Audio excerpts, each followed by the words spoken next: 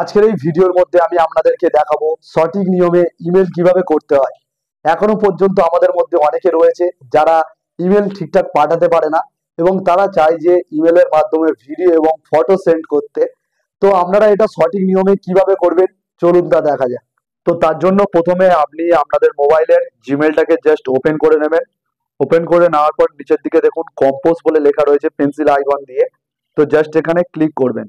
তো করার পর এরকম একটি অপশন চলে আসছে। আসার পর ফর্মে দেখুন আপনার যে জিমেল সেটি লেখা রয়েছে এবং টুতে আপনি যাকে এই মেলটা পাঠাতে চান তার জিমেলটা এখানে লিখে দিতে হবে। তো আমি একটা জাস্ট জিমেল এখানে লিখে দিচ্ছি। তো এখানে একটা জিমেল আমি লিখে দিলাম। তারপর দেখুন সাবজেক্ট রয়েছে। সাবজেক্টে আপনি কি বিষয়ে এই মেলটা পাঠাতে চাইছেন তো সেটা লিখবেন এখানে।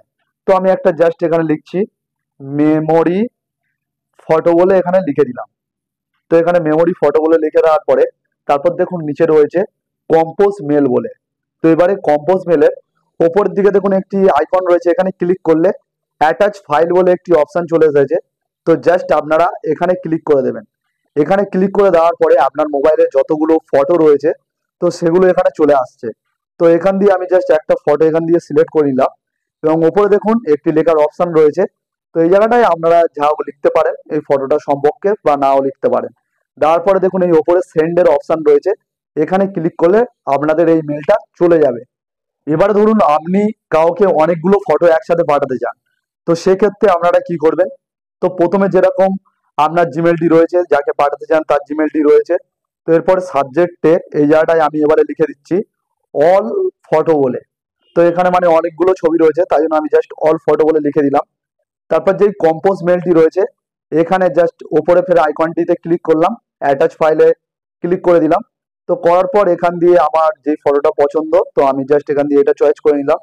আবারও ওই অপশানটিতে ক্লিক করব, আবারও অ্যাটাচ ফাইলে ক্লিক করব। তো করার পরে আবারও আরেকটি ফটো এখান দিয়ে চয়েস করে নেব। তো এরম করে করে আমি যতগুলো ফটো চাই ততগুলো ফটো এখান দিয়ে চয়েস করে নিতে পারবো। নেওয়ার পরে সেন্ড করে দিলে তার কাছে এই ফটোগুলো সব চলে যাবে। তো এবারে আপনাদেরকে তো দেখালাম ফটো কি করে পাঠাতে হয়। তো ভিডিওর ক্ষেত্রে কি করবেন। তো ভিডিওর ক্ষেত্রে আবারও এই পেন্সিল আইকনটি রয়েছে, এখানে কম্পোজ বলে জাস্ট এখানে লিখবেন। আমি আর অত কিছু দেখাচ্ছি না, এই সাবজেক্ট বা জিমেল আর লিখে দেখাচ্ছি না।